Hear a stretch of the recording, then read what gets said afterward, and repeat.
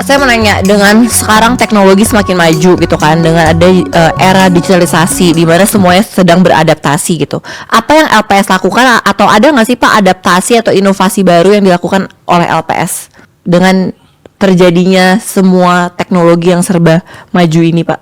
Yang jelas pertama saya tahu bahwa kita kan go digital juga kan, semua sistemnya pakai digital. Yang jelas kalau digital kan itu merangsang untuk diserang orang kan, mengundang serangan cyber security. Kita pasti akan diper sama perusahaan apa hacker tertentu ya. Yang pertama saya perbaiki adalah meningkatkan kualitas cyber security di LPS. Saya invest banyak tuh 200 miliar. Jadi udah kuat, kita bisa ngalahin ransomware bahkan menguasai cloud punya si penyerang gitu. Karena itu penting ya Pak, karena itu kan data ya. Data. Privacy. Baru-baru kita diserang juga dalam 3 minggu kita diserang 3 miliar serangan. Hah? Itu terbesar ketiga di dunia sepanjang sejarah. Tapi karena kita udah jago, uangnya segitu banyak, jago kita bisa ngalahin mereka. Sekarang udah turun serangannya. Jadi teknologi merupakan opportunity, tapi pada saat yang bersamaan kalau nggak hati-hati bisa ancaman juga. Bisa menjadi threat ya Pak. Kita pengennya sih itu pengetahuan itu saya ajarin ke orang lain gratis. Saya udah tawarin ke bank-bank kalau ada yang mau bayar ke kami kasih gratis. Cuma mereka gengsi kayaknya, ya dibiar aja. Yang lain sudah terbukti. Iya udah terbukti. Kan kalau itu luar biasa loh Pak. Kita paling jago. Saya berani jamin cyber security saya paling bagus di Indonesia sekarang. Bukan karena saya pintar, saya invest cukup, saya panggil orang-orang yang jago-jago, saya sewa hacker yang jago-jago untuk ngetes. Itu antara yang digital. 3 miliar serangan Pak. 3 miliar serangan dalam waktu 3 minggu. Kadang-kadang 2 menit bisa 300.000 serangan. Ketika serangannya masif-masifnya. Yang jelas ya kita mesti jaga itu, dan digital kita LPS tuh punya kayak WhatsApp buatan LPS. Saya pikir kita sebarannya ke publik gratis.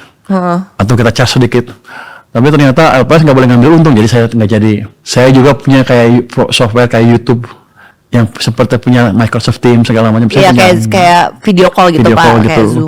Itu aja gini, kalau misalnya suatu saat kita berantem sama negara lain yang punya teknologi itu, kita diblokir, saya punya. Kan saya bilang tadi bank setiap tahun BPR ya, bukan bank perekonomian rakyat, rata-rata setiap tahun 7-8 jatuh. Saya investigasi kenapa sih bank itu jatuh. Kenapa Pak? Katanya manajemennya jelek. Manajemen jelek. Terus saya tanya, kita bantu nggak? Enggak. Yang bantu BPR siapa? Nggak ada. Ya kalau gitu ya terang aja setiap tahun akan yang jatuh terus. Saya bilang gini, ya udah kita bantu manajemen mereka. Kita ciptakan LMS, Learning Management System, yang akan dipakai oleh BPR dalam beberapa waktu ke depan ini, akan di launching, dan kita kasihkan mereka gratis. IT-nya kita kasih gratis juga. Kita banyak duit soalnya. Bagus dong Pak, jadi impact-nya bisa terus mengalir.